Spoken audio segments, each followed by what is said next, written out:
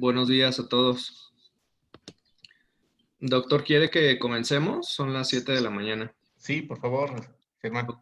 Bueno, pues el día de hoy vamos a ver el taller de contorneo de glándulas salivales.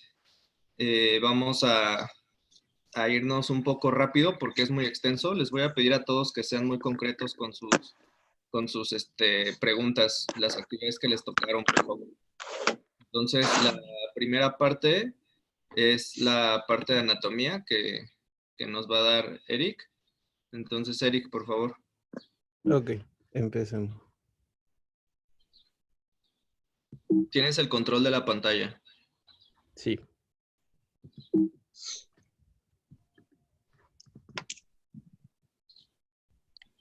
Bueno, empezamos con anatomía.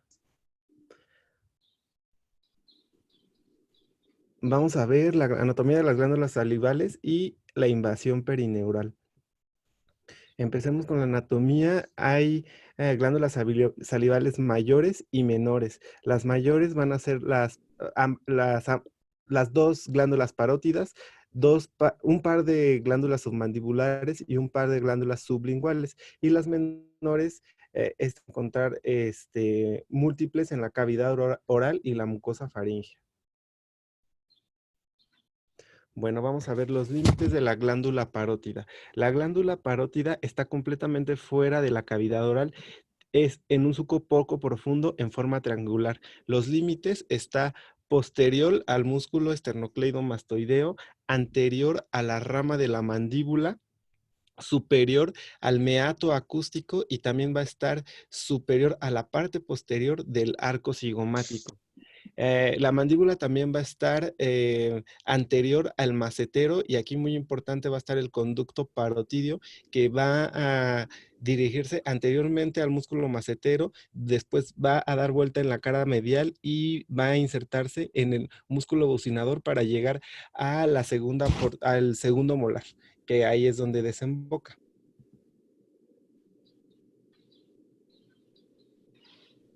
Ahora, ¿dónde vamos a encontrar a la parótida? La parótida va a estar en el espacio parótido que aquí lo señalo en un corte transversal y igual va a tener varios límites. El límite anterior va a estar el músculo macetero, va a estar la rama de la mandíbula y el pterigoideo medial. En su límite posterior va a estar la apófisis mastoides, el músculo esternocleidomastoideo, el vientre posterior del digástrico y igual por aquí va a estar el nervio facial. En la parte medial vamos a encontrar que se encuentran adyacentes estructuras muy importantes como la vena yugular interna, la arteria carótida interna, el proceso estiloideo y la pared faríngea. Y el límite lateral va a estar la fascia de revestimiento y el tejido celular subcutáneo.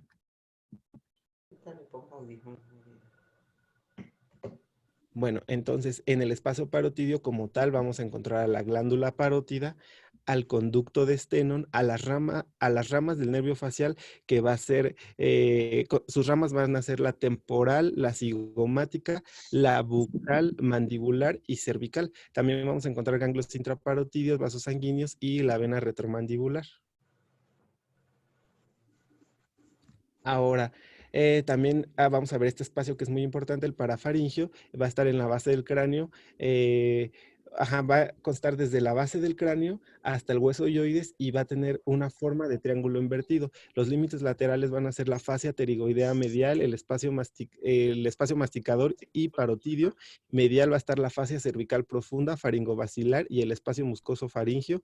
Posterior la vaina carotidia y la fosa prevertebral. Se va a dividir en dos espacios, preestiloideo y espacio retroestiloideo. Bueno, y esto es importante porque dentro de estos espacios vamos a encontrar de igual forma estructuras muy importantes.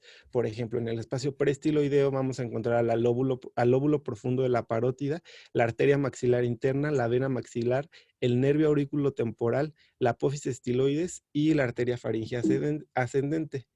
Y por otro lado, en el espacio parafaringeo postestiloideo,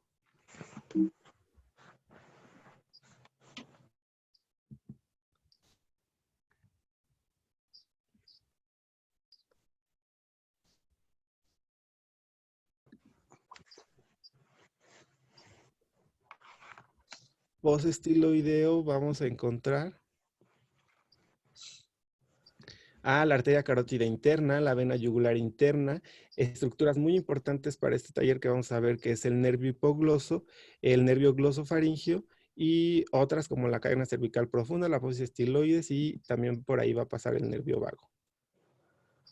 Bueno, ahora vamos a ver dónde se encuentra la glándula sublingual y la glándula submandibular. La glándula sublingual va a ser una estructura que va a tener un brazo más largo y un brazo pequeño. El brazo más largo va a estar dirigido hacia adelante por el plano horizontal debajo del músculo miloioideo. Este músculo pues va a ir de la línea miloioidea al hueso yoides y va a estar inervado por B3.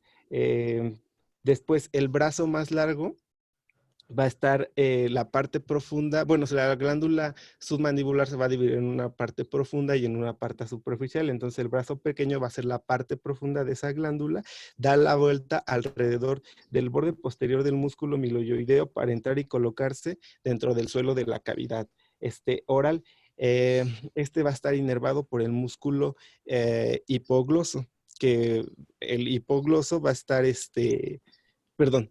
músculo iogloso, y el músculo iogloso se va a originar del asta mayor del hueso ioides y va a ir hasta la inserción de la superficie lateral de la lengua. Entonces, igual aquí vamos a encontrar el conducto mandibular que se va a originar desde la base de la lengua y va a ir a la porción medial de la mandíbula, y esto es muy importante porque igual con el conducto parotidio va a viajar el nervio lingual, que es una estructura muy importante que va a inervar tanto a la glándula eh, sublingual como a la submandibular. Entonces aquí podemos ver las relaciones que tiene la glándula submandibular con el músculo mieloioideo y la glándula sublingual, que va a estar en la base de la boca y va a estar en estrecha relación con el músculo geniogloso y el músculo iogloso, que todos van a unirse de la mandíbula al hueso ioides. Y aquí ahora vamos a ver en estos cortes axiales cómo va a estar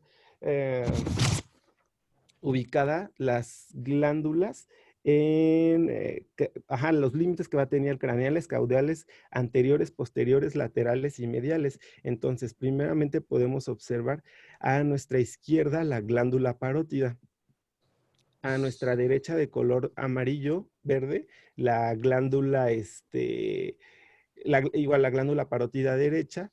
Después el par de glándulas submandibulares, y por último las glándulas sublinguales que van a estar de color azul. Entonces vamos a ver qué músculos van a estar relacionadas con ellas. Vamos a ver que una importante relación para las glándulas submandibulares y sublinguales va a ser el músculo geniogloso, que aquí lo podemos observar, y el músculo miloioideo.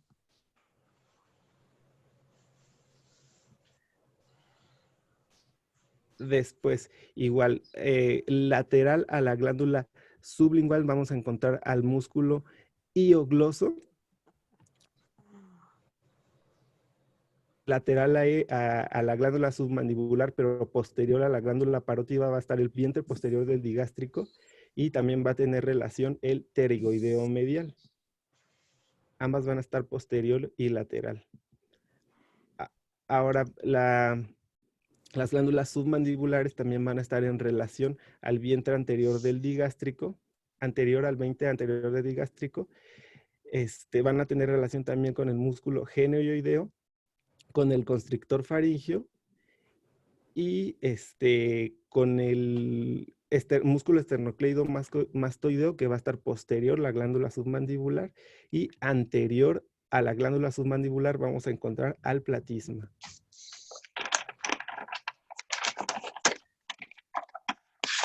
Eso fue para las glándulas mandibulares. Ahora, para las glándulas parótidas se va a encontrar posterior el pterigoideo lateral, anterior a la glándula el macentero. Algo muy importante que vamos a encontrar aquí es el espacio parafaringio, se va a encontrar posterior a esta glándula parótida, igual el proceso estiloides y el hueso mandibular. Y los límites craneocaudales de la glándula primero parótida va a ser el canal auditivo externo, que este lo tenemos que identificar bien, el vientre posterior del digástrico, el esternocleidomastoideo va a estar caudal y el proceso mastoideo igual va a estar caudal. Por otro lado, las glándulas submandibulares, el macetero, bueno, aquí podemos ver la relación como el macetero va a estar anterior a la glándula parótida. El pterigoideo medial va a estar caudal a las glándulas submandibulares. Va a haber tejido graso que va a estar caudal a las glándulas submandibulares. También caudal va a estar el vientre posterior del digástrico. El hiogloso, de igual forma, va a estar caudal a estas glándulas submandibulares. Y el hueso mandibular va a estar craneal, o sea, en la parte superior.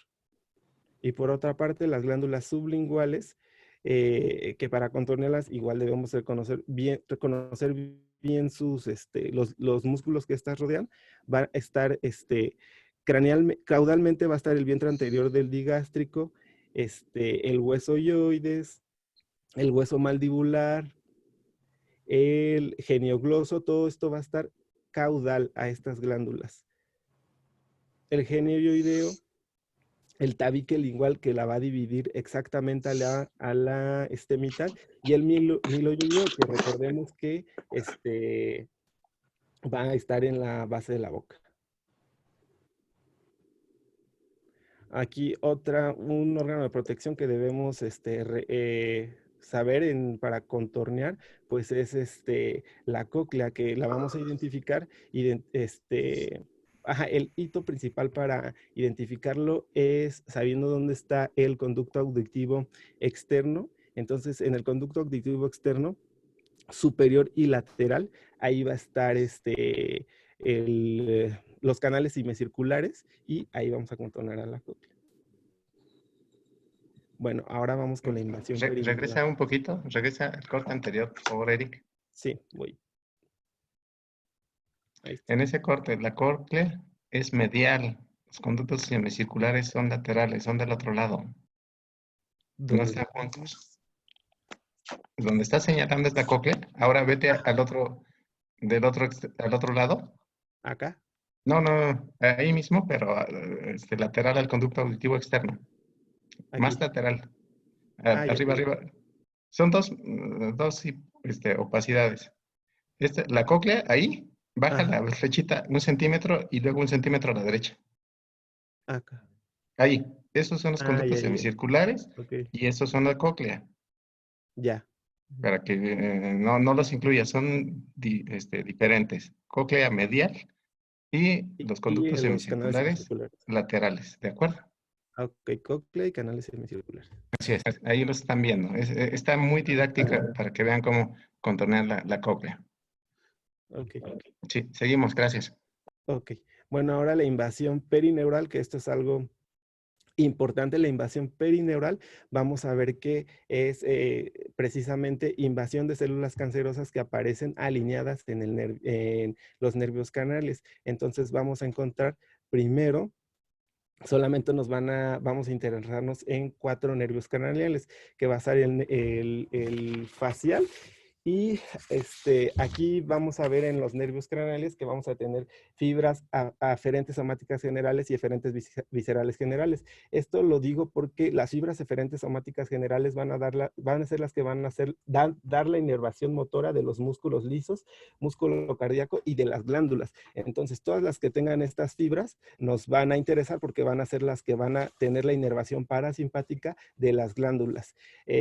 Un caso especial es con el trigémino, que va a tener solamente fibras aferentes somáticas generales, que estas fibras van a dar la percepción de inervación, la inervación para el tacto, dolor y la temperatura, pero más adelante vamos a tener que van a tener conexiones con glándulas, con los nervios entre sí, y a pesar de que no tienen ese tipo de fibras para inervar a las glándulas, se combinan con ellas, entonces por ahí puede haber invasión. Entonces vamos a tener que es importante el nervio facial, el nervio glosofaringio, el nervio hipogloso que el nervio hipogloso tampoco va a inervar directamente a las glándulas, pero va a estar en estrecha relación con los músculos iogloso, geniogloso, estilogloso y los músculos intrínsecos de la lengua, que como podemos ver, anteriormente les dije que todos ellos estaban relacionados con las glándulas, entonces por ahí también puede haber invasión. Entonces ahí les había puesto el patrón de invasión neural, que es del nervio craneal, nervio craneal, el trigémino, la rama 2 y 3, va a haber invasión perineural por el nervio lingual, el nervio facial va a haber invasión perineural por la cuerda del tímpano y directamente el nervio glosofaringio y el nervio hipogloso por las estructuras que inervan. Entonces, aquí vamos a ver esta diapositiva de cómo se van a inervar las glándulas. Por ejemplo, vamos a ver que el nervio glosofaringio, que el nervio glosofaringio se va a combinar también con ramas del nervio trigémino y van a dar ramas que inerven a la glándula parasimpática. El nervio facial va a dar ramas que van a inervar directamente a la glándula submandibular y a la glándula sublingual, y también va a dar ramas, el nervio trigémino, que van a inervar a estas dos ramas. Entonces, en conclusión, el nervio glosofaringio va a estar inervado, va a inervar la parótida, y la sublingual y submandibular va a estar inervadas tanto por el 7 como por el 5. Ahí les había puesto hasta abajo que la conexión anatómica del gránulo submandibular concuerda está también con la cuerda del tímpano. Sin embargo, cuando hay invasión perineural, es muy rara vez que esta invasión llegue hasta el par craneal 8, por lo cual no siempre se va a contornear. Entonces, estas son las conexiones nerviosas que hay entre el nervio trigémino y el nervio facial, que es lo que les decía, que se combinaban, entonces iba a recibir inervaciones de ambos. Y estas son las conexiones nerviosas entre el nervio trigémino, la rama B2, y el nervio facial, que esto es más para las glándulas salivales superiores. Entonces, aquí podemos ver cómo la glándula submandibular y sublingual, la cuerda del tímpano y el nervio lingual que procede de la tercera rama del trigémino se van a combinar para inervar a ambas glándulas. Entonces, hay aquí algo también importante que se acuerdan que les había dicho que en todos estos músculos los iba a inervar el hipogloso. Entonces, cuando hay afección de estos músculos, extensión de la mandíbula, tenemos que contornear y tenemos que saber identificar el canal del hipogloso, y que aquí aquí está, en este corte axial, este es el canal del hipogloso, aquí y acá. Entonces, de la base del cráneo vamos a hablar de forámenes, que solamente les voy a decir dónde están. Forámenes importantes como el foramen oval, que estos forámenes van a ser el sitio de salida de los nervios craneales. Entonces, el sitio de salida del nervio del trigémino, la tercera rames, es el foramen oval. El canal vidiano también es importante porque va a ser por ahí va a pasar la rama B2 igual del nervio trigémino. Aquí también podemos ver el agujero yugular, que por ahí va a pasar el nervio glosofaringio, y son diferentes cortes en donde lo podemos encontrar. También el agujero el canal del hipogloso, que es por donde va a viajar el nervio hipogloso, y ese también va a ser el sitio de salida del cráneo de este par craneal. Entonces, el sitio de salida de este par craneal es el conducto del hipogloso.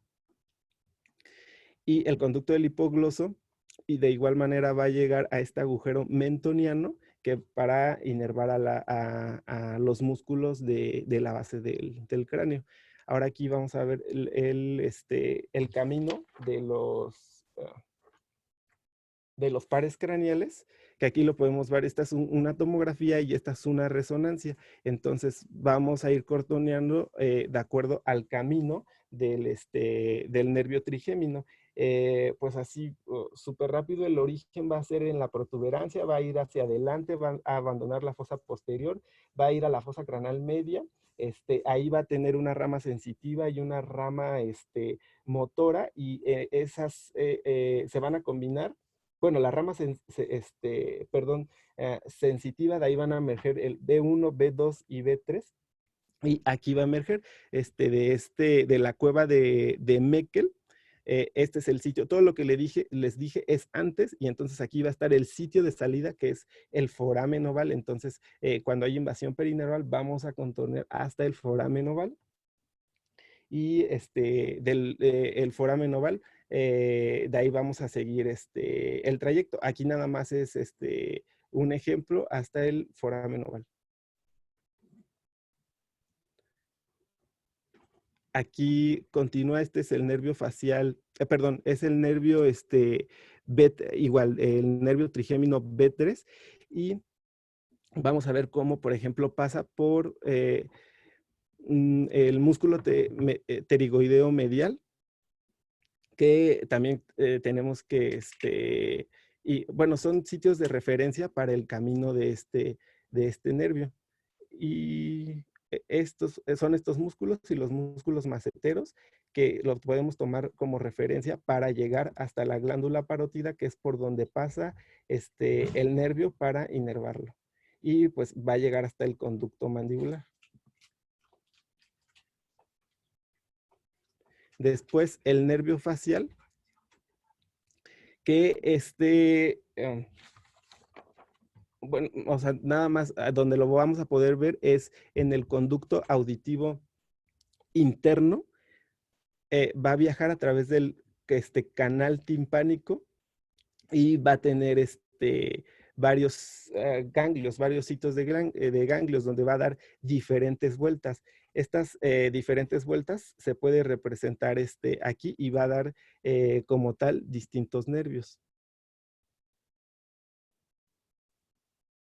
Y aquí les representé bueno, es para indicarles que el sitio de salida, una cosa es el sitio de salida de la base del cráneo, y para llegar a los puntos, por ejemplo, el nervio facial, va a salir por el agujero estilomastoideo.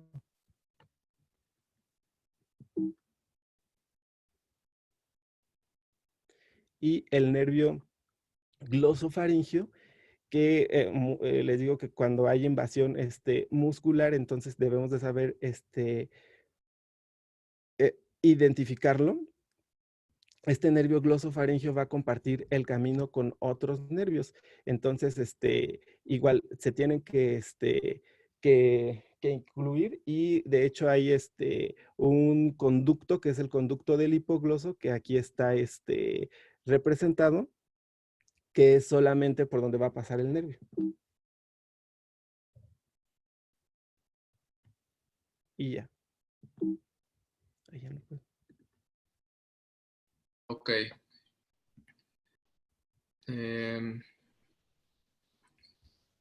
Vamos a pasar entonces a las actividades del taller. A ver, Eric, deja de controlar la pantalla, por favor. Ya. Ok. Entonces, la primera pregunta nos la va a contestar Eugenia. Sí.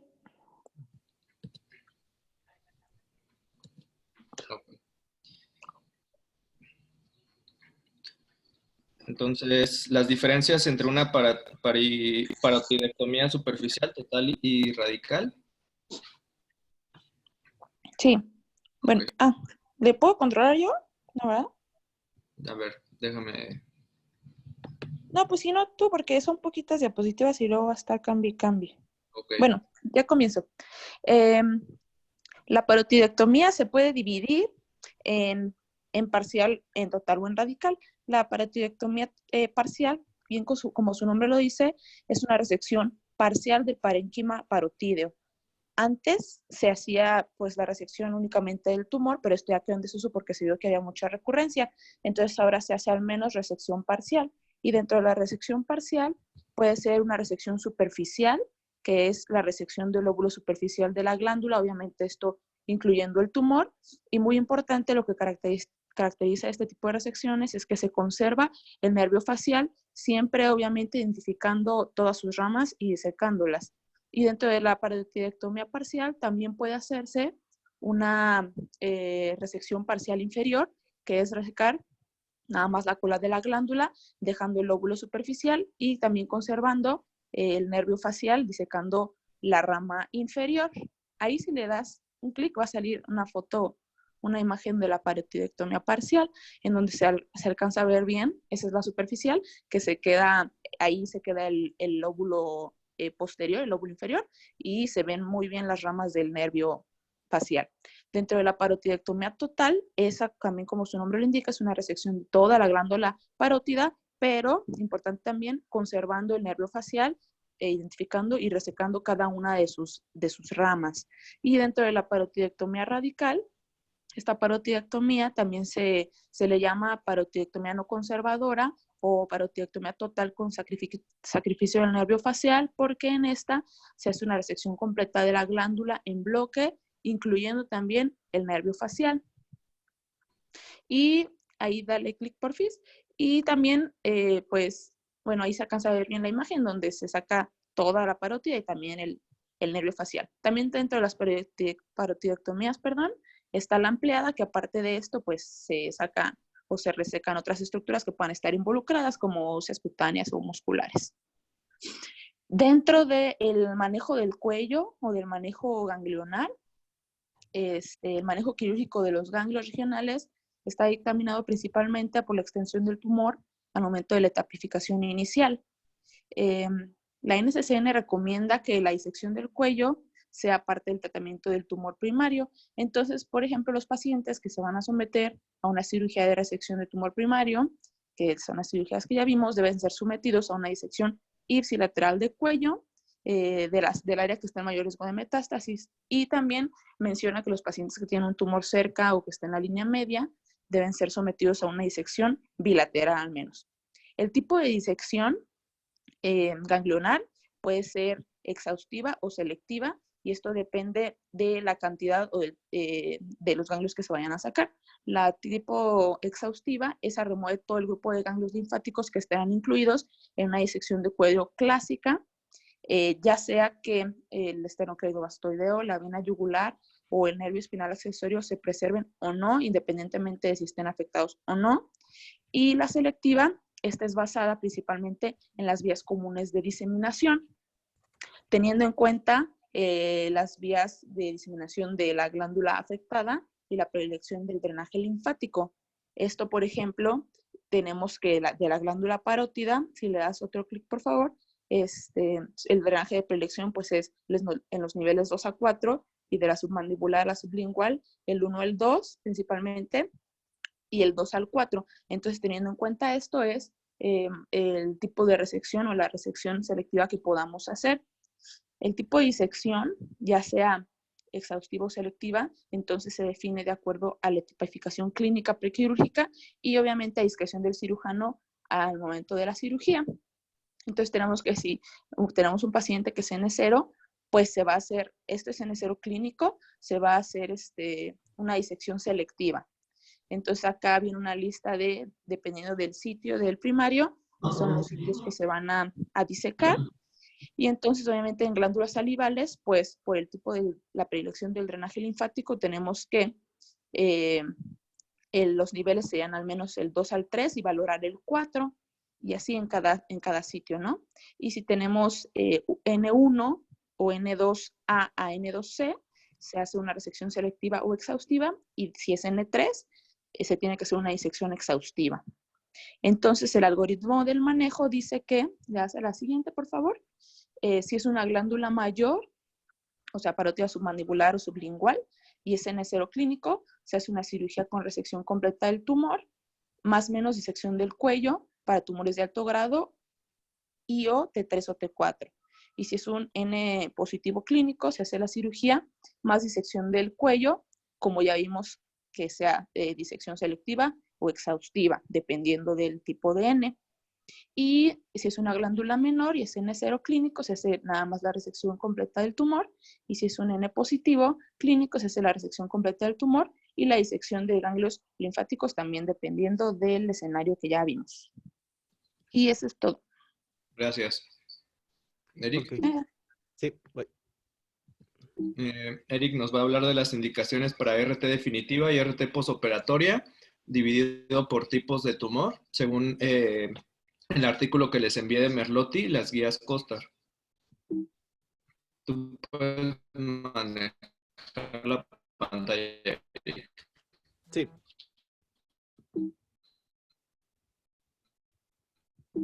Ay, no puedo pasarla, a ver, dale clic.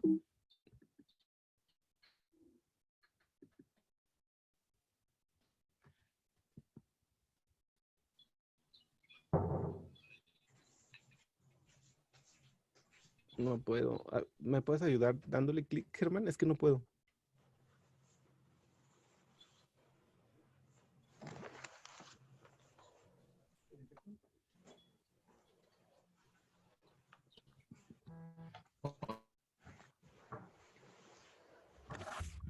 Ay, ¿la puedes pasar, Germán?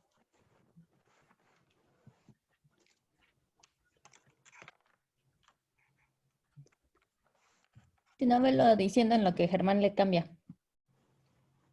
Ok.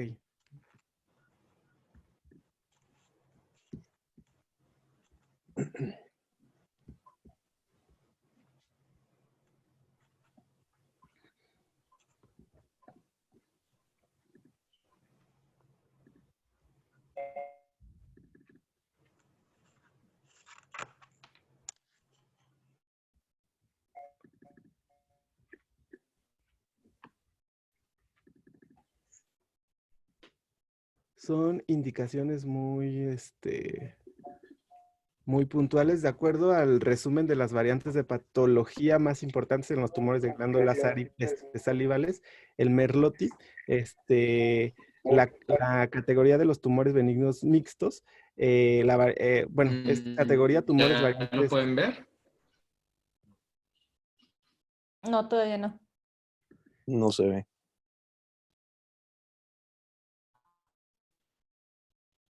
¿Sigo? Sí, sigue.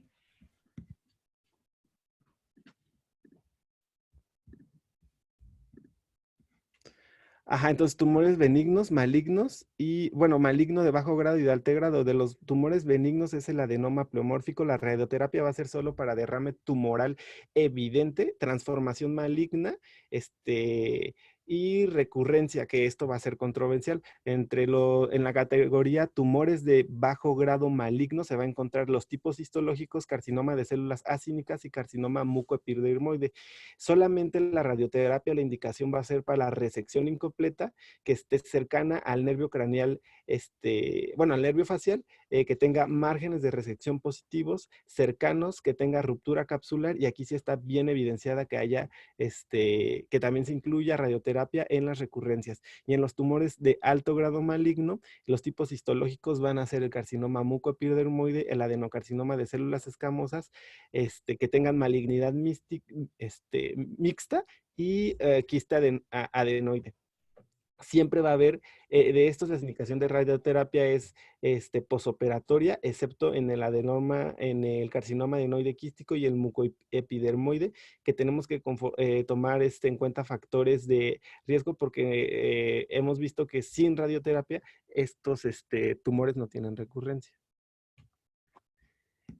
Ahora, ¿cuáles van a ser las indicaciones de radioterapia posoperatoria y radioterapia definitiva? También son muy puntuales. De radioterapia definitiva son pacientes inoperables que por alguna comorbilidad no se puedan operar, enfermedad no resecable, que por la extensión, por la invasión tumoral, por la ubicación tal de ese tumor, hacer una cirugía se traduciría en un déficit funcional o cosmético significativo. Y las indicaciones de radioterapia postoperatoria son carcinomas de alto grado, etapas avanzadas mayores a T2, márgenes quirúrgicos positivos, invasión a piel y a nervios, carcinomas adenoides quísticos y tumores de las glándulas salivales que se originan en sitios anatómicos no susceptibles a resección amplia, por ejemplo, en nasofaringe. Esto en caso de las glándulas salivales menores.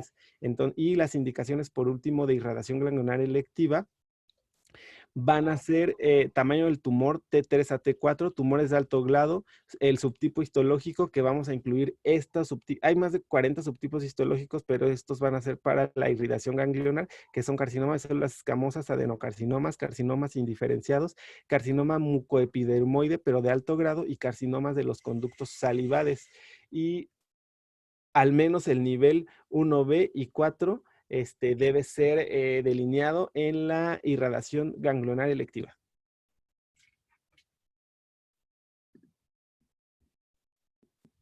Listo.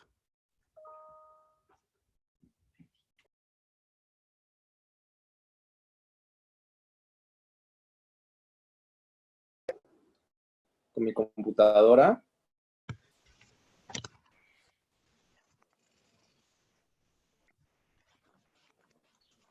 Entonces,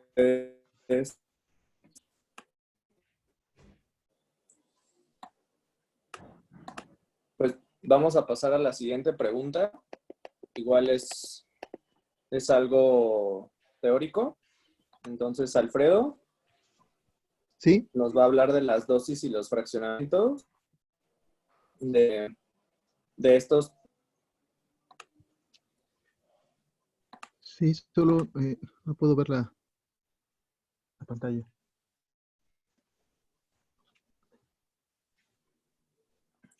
A ver.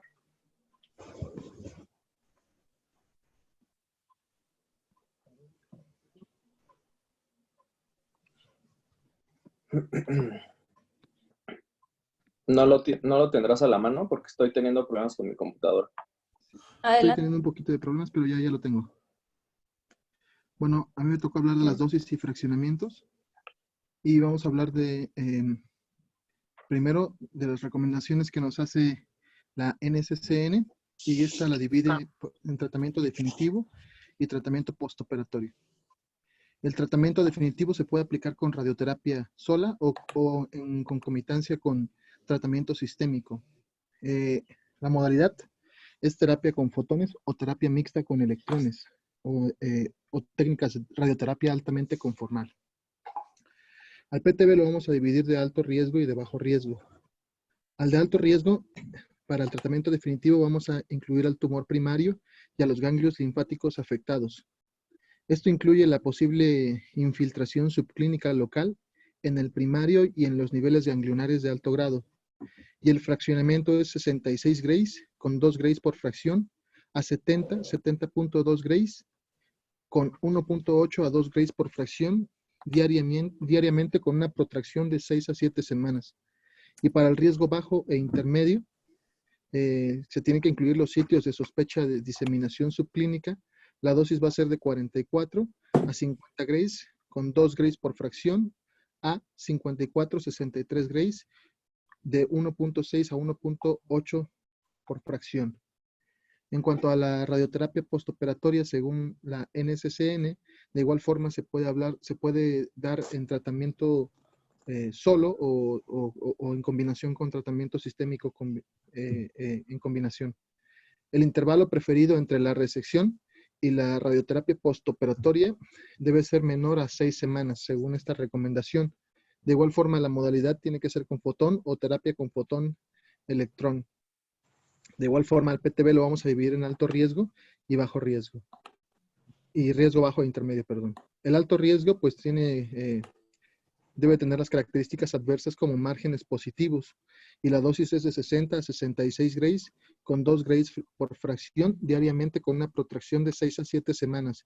Y para el PTB del riesgo bajo e intermedio, se tiene que dar para los sitios de sospecha de diseminación subclínica de 44 a 50 Grays con 2 Grays por fracción a 54-63 Grays, 1.6 a 1.8 Grays por fracción. Se recomienda IMRT o RT conforme al 3D. Ahora, la terapia de protones se puede considerar cuando las restricciones tisulares normales no se pueden cumplir con la terapia basada en fotones. De acuerdo a las guías de Merlotti, de igual forma se divide nos da la dosis para CTB2, CTB3. El CTB2 se recomienda 60 Grays en total, una dosis diaria de 2 Grays en 33 fracciones y una protracción de 6.5 semanas. Y para el CTB3, pues es variable, puede ir desde 54 hasta 60 Grays, dependiendo de la histología, con dosis diarias de 2 Grays en 30 fracciones por 6 semanas. En general, la radiosensibilidad de los tumores de las glándulas salivales depende de su patología. La dosis para el escamoso son similares para los escamosos de otros diferentes sitios. Para histologías quísticas adenoideas se recomiendan dosis de 66 y 60 Grays a 2 Grays por fracción para el CTB2 y CTB3 respectivamente. Chen sugirió una dosis de 60 Grays para el tratamiento postoperatorio de tumores de alto grado. Y en cuanto a las guías COSTAR, para el tratamiento postoperatorio del cáncer de la glándula parótida nos divide en dos, que es a los que se les hizo disección en el cuello por tener ganglios, por ser PN0 negativos o PN positivos, y a los que no se les hizo disección en el cuello.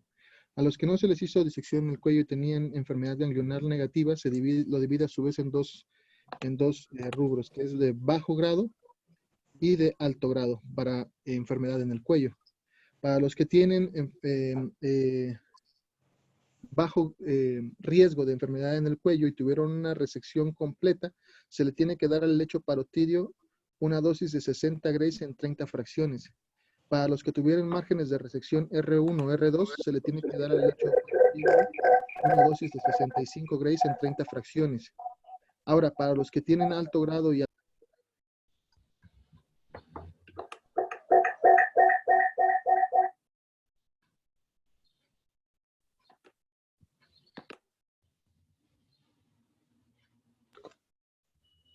Ay, no, sí, ya pues. bien, y para los que tienen tumores de alto grado y alto riesgo de enfermedad en el cuello, a los que tuvieron resección completa, se les tiene que dar radioterapia al lecho al cuello y al CTB,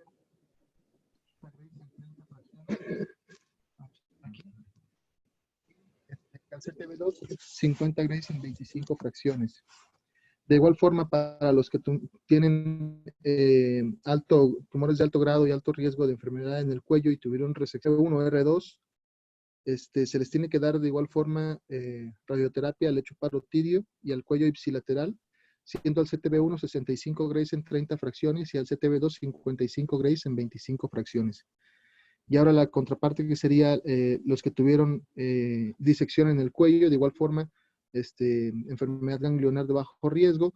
Los que tuvieron resección completa, se le tiene que dar al CTB1 60 Grays en 30 fracciones y al R1 R2 65 Grays en 30 fracciones. Para los que tuvieron enfermedad ganglionar positiva y tuvieron resección completa, se le tiene que dar radiación al lecho parotidio y al cuello ipsilateral, al CTB1 con una dosis de 60 Grays en 30 fracciones y al CTB2 con una dosis de 50 Grays en 25 fracciones.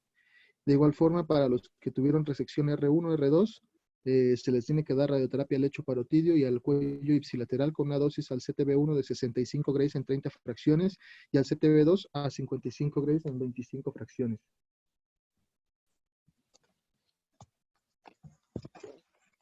Eso es todo.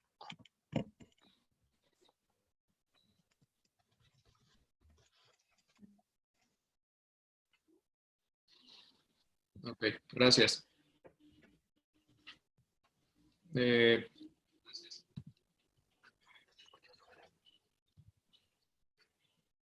Bueno, ¿me escuchan? Sí, Bueno, a mí dale. me tocó la parte de cuándo se considera solo manejo quirúrgico y estos van a ser en tumores de grado bajo intermedio, también aquellos que midan menos de 3 centímetros y que no tengan otros factores asociados de riesgo como una exposición a la radiación ionizante y en antecedentes familiares o personales de tumores salivales previos. La que sigue.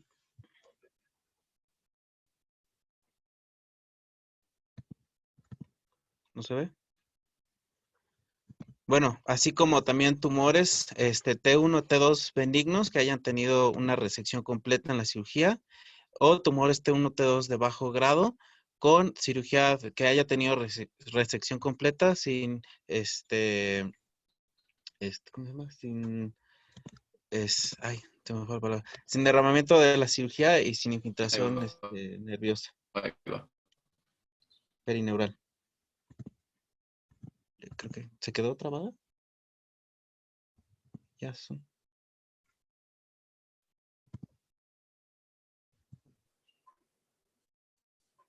Y eso era lo mío.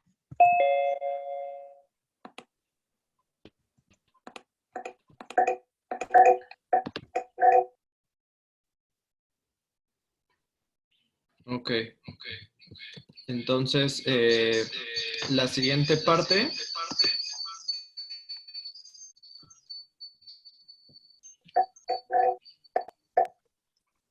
La siguiente parte pues va a ser la presentación del caso. Es Es una una paciente de paciente de 38 años de edad con un adenocarcinoma grado 1 de parótida izquierda. Se clasificó como un PT2, M0 clínico, MC.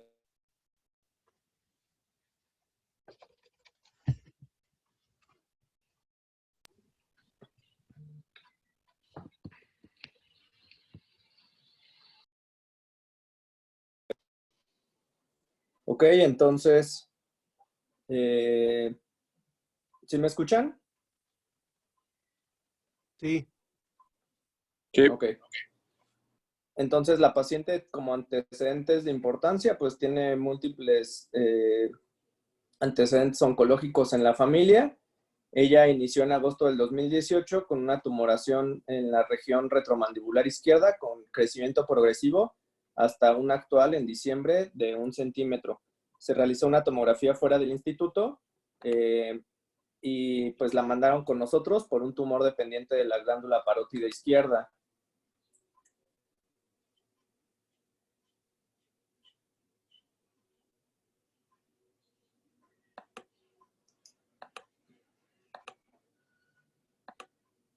Ella, bueno, la primera vez que vino al hospital, pues se corroboró esa tumoración, el cuello estaba clínicamente negativo, se le hizo una biopsia por aspirado con aguja fina de ese nódulo, sin embargo fue una categoría 3, con un significado indeterminado, sugirieron repetir la prueba, se le realizó una nueva tomografía en la cual el tumor pues medía 26 milímetros y estaba en el óvulo profundo, por lo cual se pensaba que se trataba de un tumor de Warthin. Le hicieron una nueva biopsia, pero esta ya fue por una aguja de corte, en la cual pues solamente mencionaban proliferación ductal sin atipia, podía ser una hiperplasia de conductos con un patrón adenomatoso, sin embargo pues no un resultado definitivo, por lo que la paciente fue llevada a una resección marginal de tumor de ese tumor que estaba en el lóbulo profundo de la parótida izquierda. Esto es muy importante y por eso puse completo todo el reporte de la cirugía y de los hallazgos. Ellos mencionaron que encontraron un tumor de 3x2 en el lóbulo profundo de la parótida izquierda que estaba encapsulado, que estaba en íntimo contacto con el séptimo nervio craneal. Le hicieron un estudio transoperatorio en el cual tenía una neoplasia bifásica fibroepitelial sin atipia. Ellos en la nota pusieron que como la paciente pues aparentaba tener un tumor benigno y también así lo mencionaban los estudios anteriores, para no darle la morbilidad de hacerle una parotidectomía total, dejaron así el tumor, le colocaron unas grapas y pues nada más difirieron el resultado al definitivo. El reporte definitivo fue un adenocarcinoma polimorfo de patrón predominantemente cribiforme. Es un grado 1, localizado en el lóbulo profundo de 2 por 1 por 1.7, con permeación vascular sin invasión perineural. Le quitaron 3 ganglios, no se menciona en la nota de qué nivel, me imagino que son intraparotídeos, ninguno estaba con enfermedad y pues nada más, el imagen tumoral estaba en contacto con la tinta en múltiples sitios. La mandan con nosotros a radioterapia. En la primera nota de radioterapia, pues se consideró que la paciente era candidata a radioterapia adyuvante. Ella recibió del 14 de octubre al 25 de noviembre 66 grays en 30 fracciones con IMRT. Y a su seguimiento, la última consulta que tiene es en febrero de este año, en la cual refieren que después de 3 meses de haber concluido la radioterapia, todavía continúa con gerostomía, ha recuperado el sabor y algo muy importante, menciona que tiene disestesias en las 4 extremidades cuando flexiona el cuello desde hace 2 semanas, por lo cual pues tiene una clínica compatible con un síndrome de Lermit y pues nada más a la exploración física no tiene ninguna actividad tumoral clínica. Ya se le había solicitado una tomografía en la cual no se ve actividad tumoral y pues se inició la vigilancia. Y su próxima consulta la tendrá, pues ya la debería de tener en este mes. Y esto es todo respecto al caso clínico. Entonces, vamos a continuar con las actividades. La siguiente pregunta es para Valdivia. ¿Cuáles son las indicaciones de radioterapia en el cuello posoperado? Bueno, respecto a las indicaciones de radioterapia en cuello postoperado, tanto las guías NSCN como las guías de AHANCA únicamente coinciden que la indicación son ganglios positivos. Sin embargo, las guías COSTAR también mencionan 2 o más niveles ganglionares involucrados y extensión extracapsular, así como ganglios N3. Eso es todo.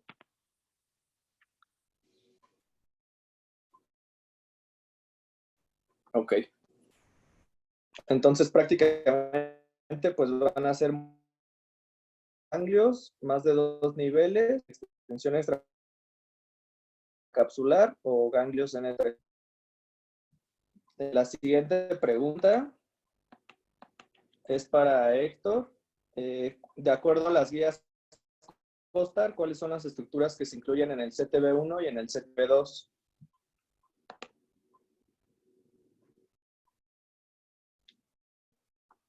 De acuerdo, ¿sí me escuchan? Sí. El CTB1 y el CTB2, siguiendo las guías de la ICRU 50 y 62, pues el CTB tiene que incluir el volumen que contiene la enfermedad residual y riesgo de enfermedad de micrometástasis. El CTB1 va a recibir una dosis radical, CTB2 una dosis electiva. Lo que van a incluir cada uno se va a delimitar corte por corte, se puede apoyar en TAC, resonancia magnética y hallazgos quirúrgicos. CTB1 incluye el lecho parotidio, cualquier tejido adyacente en riesgo de enfermedad microscópica y los niveles ganglionares 1B, 2A, 2B y que estos tienen que ser ipsilaterales. El Trial Management Group también recomienda incluir retrofaringios ipsilaterales y niveles 1B, 2B dentro del CTB1, ya que son del primer relevo ganglional para neoplasias de este tipo, que están en una importante proximidad anatómica al lecho parotidio. Y el CTB2 debe incluir los niveles 3, 4 y 5 ipsilaterales, según las guías COSTAR. También mencionan que se debe de editar cualquier cavidad aérea y que también si hay involucro de piel se puede incluir un bolus. Ok. Cristian.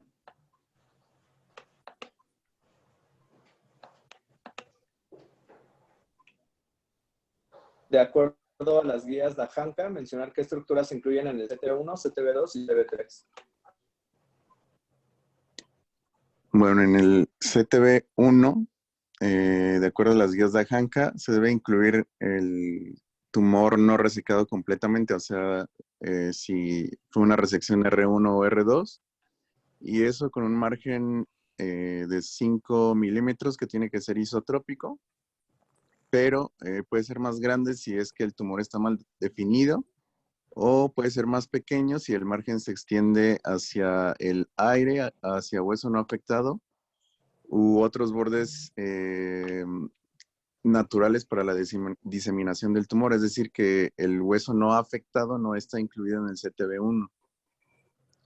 Después, el CTB2, después de una resección R0, el CTB2 debe de incluir el GTB preoperatorio con un margen isotrópico de 10 milímetros. Y en caso de resección no radical, el CTB2 debe de incluir el CTB1 con un margen de 5 milímetros. E igual que el CTB1, el margen puede ser mayor en caso de que el tumor esté mal definido, o menor si se extiende hacia el aire o sobrepasa los bordes naturales del hueso. Además, mencionaban que se podría agregar alguna región anatómica de alto riesgo específica de la enfermedad, y eso dependiendo de cada caso. Y el CTB3 contiene el CTB2 y el lecho quirúrgico del sitio del tumor primario fuera del GTB preoperatorio, más 10 milímetros, y además se deben de incluir los ganglios linfáticos selectivos regionales sin margen. La definición del CTB3 pues depende en gran medida del estado ganglionar.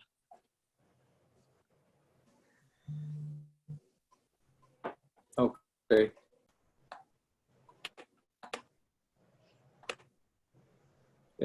Hola, ¿me escuchan? Ahora la siguiente pregunta, bueno, la siguiente actividad es para Tony. ¿Me escuchan? Sí. Bueno, a mí me tocó realizar el contorneo. ¿Sí me escuchan? Sí. Sí. Realizar el contorneo de CTB1 en la tomografía de acuerdo a las guías COSTAR. Pues primero voy a mencionar que se incluye en el CTB1, que ya lo dijo Héctor, pero bueno, para repetirlo, el lecho parotidio, estructuras ¿Están viendo la adyacentes pantalla que todos? No, no se ve. no se ve. ¿Puedes poner la tuya? No.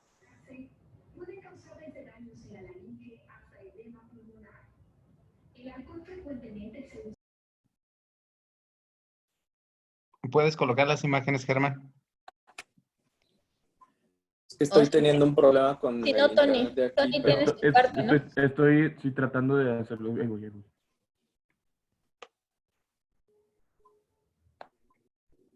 Si batallan un poco, yo estoy aquí frente al eclipse y puedo ir poniendo los contorneos que me digas, Tony. Sí, porque no sé por qué no me... Mejor. Ok, ¿sí ven todos la pantalla del eclipse? Sí. Sí, ok.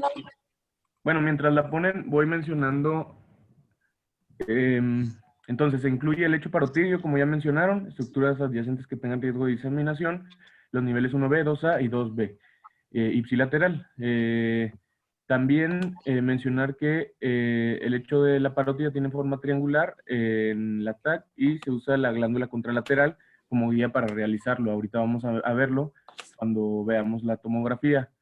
El borde superior, pues es la extensión superior lateral del arco cigomático, justo superior a la articulación temporomandibular, que como vemos en el primer corte, pues esa región tenía en una fotografía mencionada con los alambres, pero es justo ahí donde está mencionando, no veo tu pantalla, veo la de Eric, Chava. No sé si puedan poner la pantalla de Chava.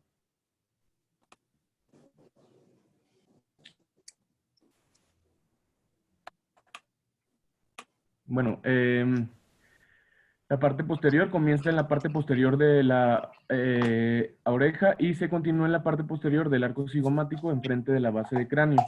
Medialmente se encuentra la fosa infratemporal hasta el macetero y anteriormente la mitad posterior del macetero. Y pues lateral está la piel. En el a nivel del conducto auditivo externo, pues el borde anterior sigue el borde anterior del macetero y luego medialmente el volumen debe incluir el espacio parafaringio, incluyendo el conducto auditivo. En el nivel del ángulo mandibular incluye los niveles 1B, se incluye la glándula submandibular, esto es importante, y se incluye el espacio parafaringio, Y el margen posterior, pues son los niveles 2A y 2B, que como quiera se van a incluir. Todo esto se contornea, se puede contornear de manera separada, pero pues en este caso se contorneó de manera seguida y porque está todo pegado. Y en el límite inferior, pues es el cuerno superior del yoides, que es ya en el nivel 2B, que sería el último corte. Iba a mencionar los límites de los niveles 1B y 2, pero me los voy a saltar por cuestión de tiempo. No sé si puedan, es que no sé por qué no puedo poner las imágenes que tomé en el taller.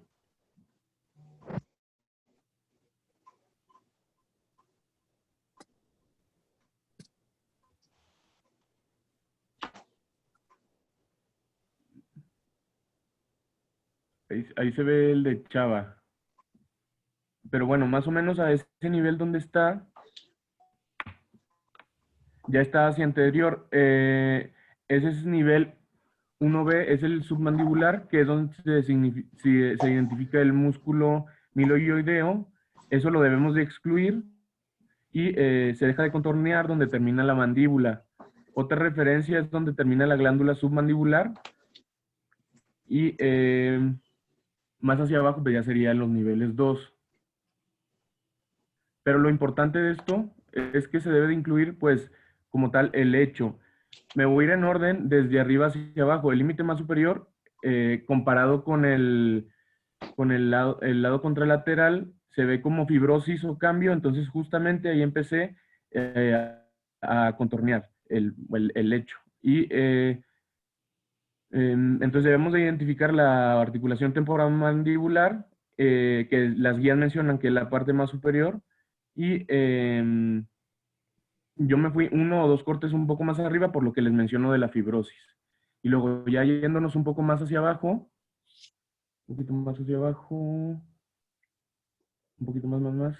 Ahí, justamente más o menos por ahí, se identifica el macetero y también el esternocleidomastoideo y ya se empieza a identificar el nivel 2A. También debemos incluir el espacio parafaringio. Como ya les mencioné, se contornea todo junto y pues ahí se identifican un poco más arriba, se identificaban las grapas, entonces pues esto obviamente se debe incluir. Se debe de incluir, como ya les mencioné, los niveles 2B, el lecho parotidio, el espacio parafaringio y pues un poco más abajo se identifican los vasos que son la carótida interna y la yugular.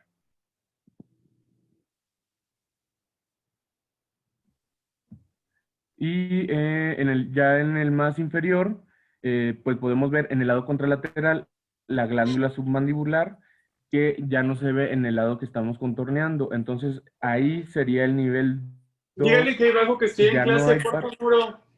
Ya no hay parótida y pues como podemos ver hacia más abajo, ya el límite más inferior pues es el yoides, ahí acaba el nivel 2 y ese sería el borde más inferior, que de hecho se identifica mejor en el corte sagital y pues nada más sería todo.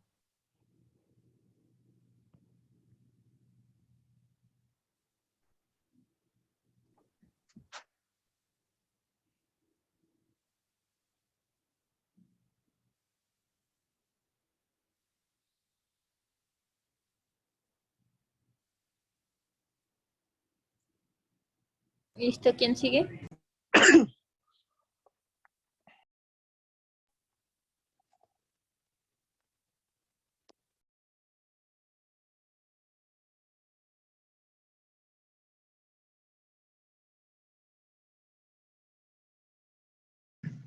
Para aprovechar el tiempo y solamente unas recomendaciones puntuales que no se les deben pasar. El caso clínico es un adenocarcinoma polimorfo de bajo grado. Es de los pocos tumores que si los resecan completamente, no requieren radiación adyuvante. En este caso fue dejaron enfermedad macroscópica. Está bien indicado el tratamiento con radiación. Nunca traten cuello bilateral con glándulas salivales. Lo mencionan muy bien las guías. nivel 1B, retrofaringeo, 2A y 2B. Ese es el drenaje habitual de las glándulas salivales. Solo en tumores de alto grado o voluminosos, entonces ahí sí incluir el 3, el 4 y el 5.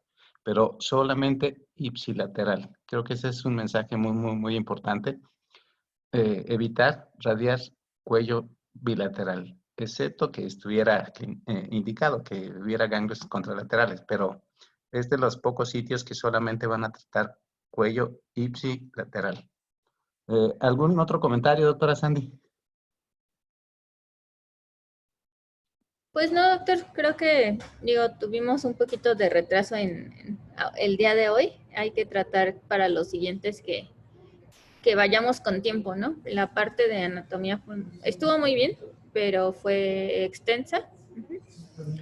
Hay que tratar de resumirla.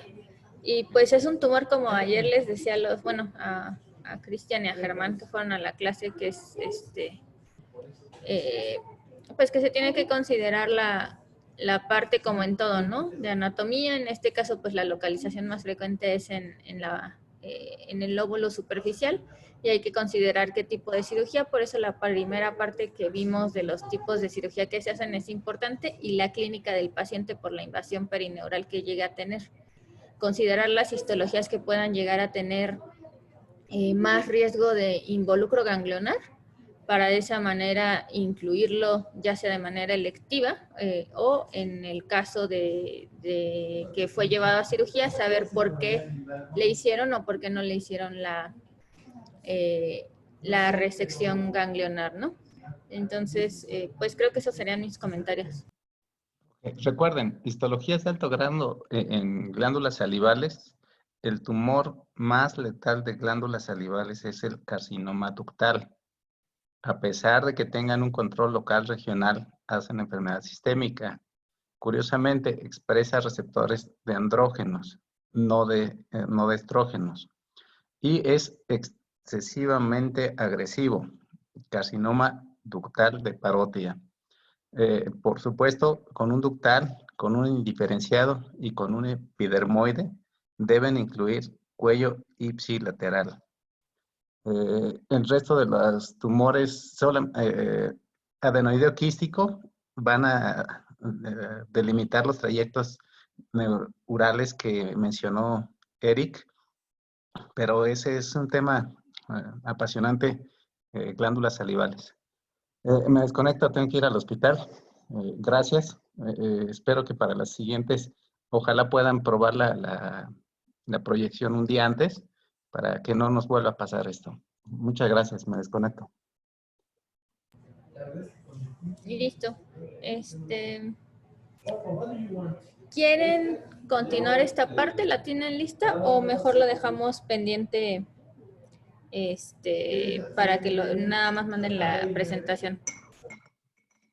Yo aquí tengo las diapositivas que iba a presentar. Si quieren, las comparto.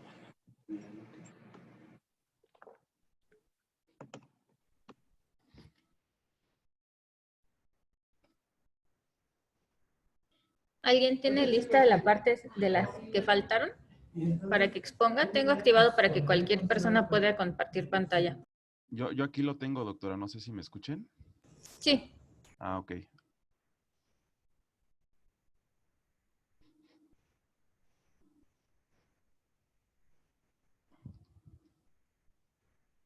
¿Se ve la pantalla?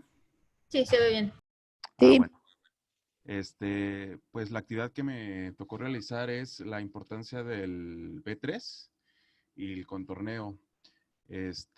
Bueno, a manera de introducción, pues la invasión perineural es un hallazgo que nos pueden reportar, y esto, si existe, pues va a conferir peor pronóstico para el paciente.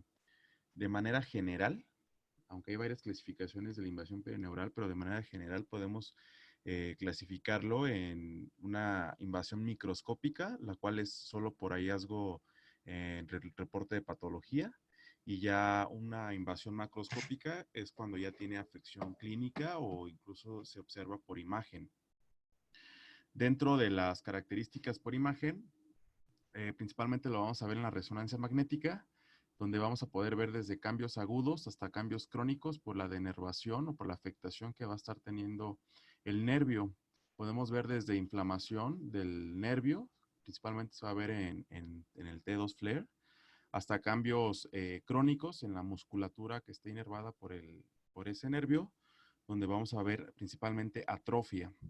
Entonces vamos a tener asimetrías de los músculos afectados en comparación al lado sano. Esos son algunos hallazgos que podemos ver por imagen. Y bueno, por clínica, pues dependiendo del nervio afectado. En este caso vamos a comentar del nervio B3, que es parte del nervio trigémino. Es una rama. Aquí en esta diapositiva vemos que las funciones del nervio mandibular o B3, principalmente a manera de resumen, pues es parte importante de la masticación. Va a inervar el músculo temporal, macetero, pterigoideo y algunos otros músculos. Y también va a presentar funciones sensitivas, sobre todo del lado de la piel sobre la mandíbula, labio inferior, al igual que la mucosa de la boca y 2/3 anteriores de la lengua. Aquí en esta imagen tenemos la importancia de este nervio porque pues es una vía de diseminación. Vemos que va a tener su origen en el foramen oval, va a pasar, va a estar dentro del espacio de la masticación, de los músculos de la masticación y no sé si ven aquí el ratón, va a descender por el espacio parafaringio, a un costado del espacio parafaringio y se va a conectar a través de sus diferentes ramas hasta el espacio de la glándula submandibular, al igual que las glándulas accesorias de la mucosa oral. Por eso, si existe una infiltración de este nervio, puede diseminarse hasta pues, la fosa craneal media. Y bueno, aquí tenemos el contorneo. Aquí en color amarillo tenemos la fosa oval, que una forma de identificarlo, bueno, la tenemos en la fosa craneal media. Si ajustamos los contrastes para ver mejor el hueso, podemos ver que tiene la forma como de un zapatito. Es la punta y la parte posterior o el tacón sería el agujero rasgado. Bueno, entonces aquí vamos a tener el origen del nervio mandibular o B3 y aquí en esta imagen, un corte más hacia inferior, tenemos que va a estar entre los músculos pterigoideos, pero dentro del espacio masticador.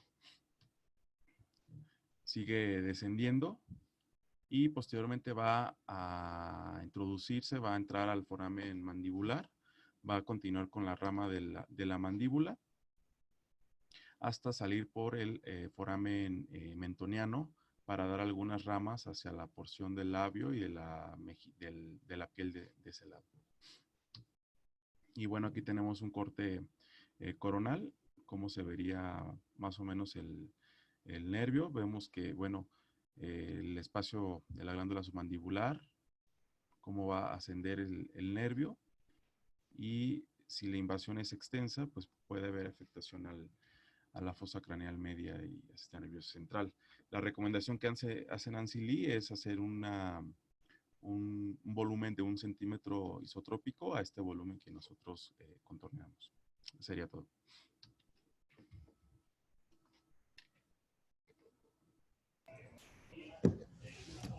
Ok, ¿quién más le falta? Nada más faltaría la evaluación del plan, ¿no? Sí, ya voy, la tengo lista. No le puedo dar compartir pantalla porque la están compartiendo.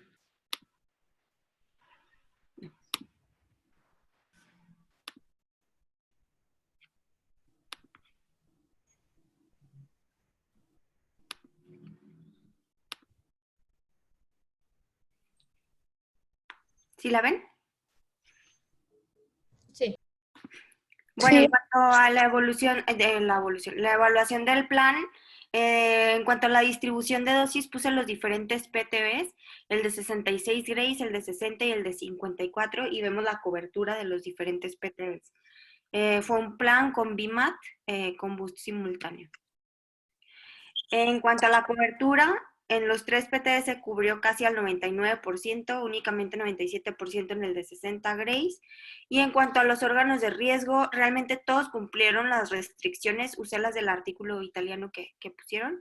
Y únicamente pues la glándula submandibular izquierda quedó alta debido a que pues estaba dentro del campo a tratar.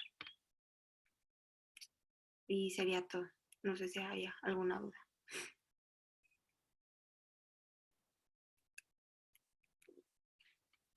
No, pues creo que no sé si Germán si ya regresó Germán, si tenga algún comentario o algún R3. Ya, bueno, estoy en mi celular. Nada más para que quede claro, de la anatomía, el nervio facial es lo que nos va a dividir pues a la glándula en un lóbulo superficial y en un lóbulo profundo. Ayer en la revisión de clase nos preguntó la doctora Sandra en cuál lóbulo es el más afectado y normalmente es el superficial. Esta paciente tenía un tumor del lóbulo profundo, por lo cual en la tomografía ellos habían puesto que sospechaban en un tumor de Warthin, porque una neoplasia maligna es rara en el lóbulo profundo. En el lóbulo profundo, el tumor de Warthin es lo más común, pero esta paciente no cuadraba ni en edad ni en género. Es más común en los hombres fumadores entre los 60 y los 70 años. Sin embargo, pues es un diagnóstico diferencial por la localización. Por la misma localización, a paciente no la pudieron resecar completa, por eso la mandaron con nosotros. Ese es un motivo suficiente para darle radioterapia. Pues suponíamos que el tumor no iba a tener invasión perineural porque no se habían llevado parte del nervio, solamente pues habían resecado una parte del lóbulo superficial. Entonces, eso es una consideración importante al momento de nosotros tratar los tumores de glándulas salivales, de parótida, sobre todo, que no van a ser tan comunes. Y por eso incluí pues las técnicas quirúrgicas y por eso pues quise que vieran las indicaciones cada uno de ustedes para que sepan que no son nada más las que vemos escritas, también hay que ver la técnica que usaron, qué le resecaron, para saber si le damos o no le vamos a dar tratamiento. Porque este era un tumor T2 de bajo grado, que si nos quedamos solamente con eso, pues en teoría no le tocaría radioterapia, pero tiene otras consideraciones que la hicieron candidata a recibir radio.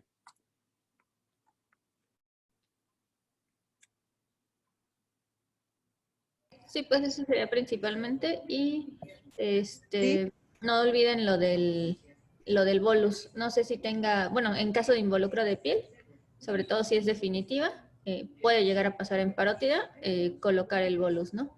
Y no sé si tenga algún comentario, doctora Trejo.